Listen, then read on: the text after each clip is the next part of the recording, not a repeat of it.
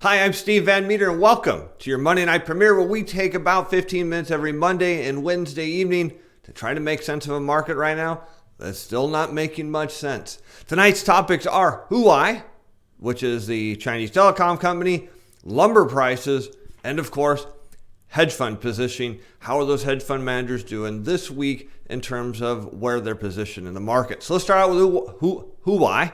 I'm probably saying it wrong, but that's okay. So on Sunday, this weekend, President Trump announced that there was going to be a ban on Huawei's products. Let's cut through all of that. Huawei is the largest telecommunications company in the world and the largest cell phone manufacturer in the world.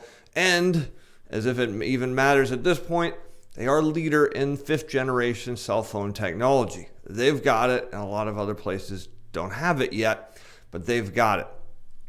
So when we put this ban on them, what it means is we can't buy their stuff here in this country, and people like, say, Google, who sell Android software to Huawei, who is a big open source provider of Android software on their phones, means that Google can't sell them software anymore. They can update existing ones in terms of applications, but they cannot update the software anymore. It's done. So as if you had a Huawei cell phone right now and you were thinking about the next version of Android, you can stop thinking about it because you're not going to get it. So that's kind of what's going on. That surprised the markets a bit in terms of that's going to mean less revenue for companies like Google, less tech companies.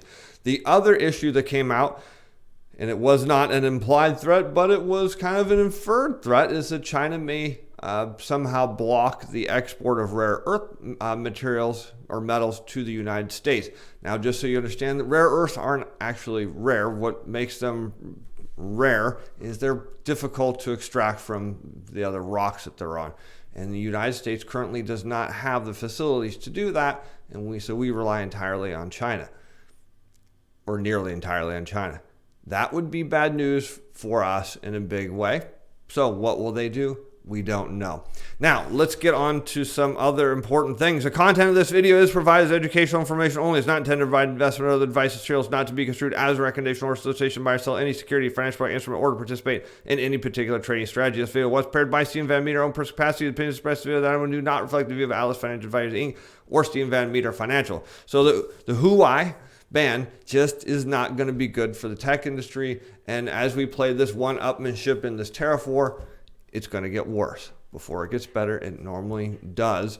But until the U.S. stock market comes down, the Trump administration, who at least tags their success to the status of the stock market, capitulates, it doesn't look like China's going to stop anytime soon. Now, they're not in a position for this to drag on either, but they're going to try to.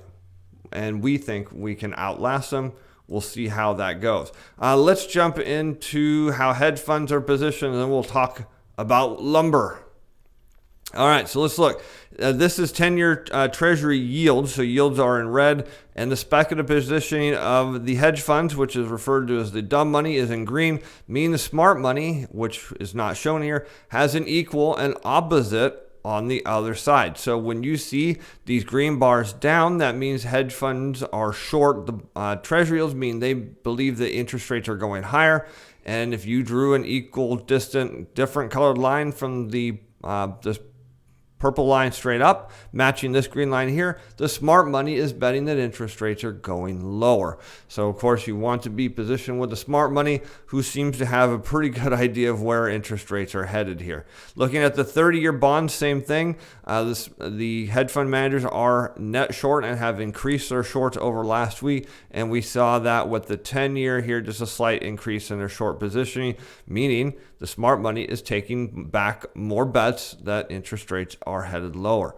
Looking at oil, you can see that speculators are very, very long oil. They think that there's just going to be a huge surge in oil prices due to the kind of escalating conflicts in the Middle East and the fact that OPEC has cut production a bit, but still demand for oil is falling, and that is why we see the weekly crude inventory build, or at least we're seeing more builds than we are seeing draws. But you can tell right here, the hedge fund, the speculators are very long oil, which means the smart money is betting oil is going down. Looking at the S&P 500, we can now see that the hedge funds are taking a long position, which means the smart money is short the market now, believing the market is going to head lower. And we've got gold, a big move in gold in terms of last week taking a longer position. You don't see that very often, but the smart money is, they're not long, so they're definitely short, and they think gold's headed down. Most likely it is headed somewhere between this 12 and 1240 level. And same with the NASDAQ, we see that the hedge funds are long, which means the smart money is short. And the only place we don't see that dynamic is in small caps, where the smart money happens to be slightly long and the hedge funds are slightly short. The dollar is definitely a hedge fund paradise. They like the dollar, even though they've been backing off their contracts. They're still long the dollar as the dollar is forming a double top here. Will it break out higher? Some people think so. My data shows that even if it does, it should quickly roll back over. The running theory on this right now is that the currencies around the world are going to fall in value, which I agree. And so the then assumption is, well, if everyone's falling, then the dollar must rise. Well, my view is the dollar's going to fall. Everybody's going to fall, because what you're going to see with these monetary decelerations and a global slowdown is all currencies are going to fall, just like all currencies rose when there was a lot of stimulus. So that's seems to be my opinion, not shared by very many. Looking at volatility, which is the big warning sign now, speculators had backed off some of their short volatility positions, but there's still a massive amount of short volatility being held in this market, not just by speculators or hedge fund managers, but also the retail public who has been buying index funds. It's a perfect way to short volatility is to buy index funds and buy lots of them. So there's still a heavy short position here, but that is indication that volatility is going to rise at some point before, it'll rise and drop the stock market down with it. All right, so let's go and talk about lumber. Lumber, wood is the symbol. So why do I care about wood? Because it's probably the best leading indicator in the market, and today we see it sold down. And over the last 2 years, you can see it's come off of its peak back in June, all the way down, led the stock market down, led the bond market down. It bottomed here at 55, it bounced, and it's come back down. Now you'll notice when we go look at stock market charts, the stock market bounced, it kept going. The oil market bounced, went flat, tried to rise, and is looking like it's headed lower, and Treasuries bounced and headed lower. So let's do this. Let's go up to the S&P 500, and let's add on here wood, lumber prices. There you go. And you can see the correlation between the S&P 500, which is the candlesticks, the red and green bars, and lumber in purple. And you can see lumber predicts the direction of the market. So you see lumber was selling off ahead of the market. Lumber is selling off ahead of the market. Where do you think stocks are headed? Higher or lower? Look, all you need to look at is lumber. That's it. Forget everything else. You're just looking at a 2-year chart. Okay. All right. You asked for it. You got it. So here is now this lumber exchange traded fund has not been around a long time. So they don't have, I don't have lumber futures on here, but there you go. It doesn't get much better than that. You want to see stocks rising? Well, that's because lumber prices are rising. And right now, lumber prices are headed back to their December lows, and with that, they're going to drag stock prices lower. So there you go.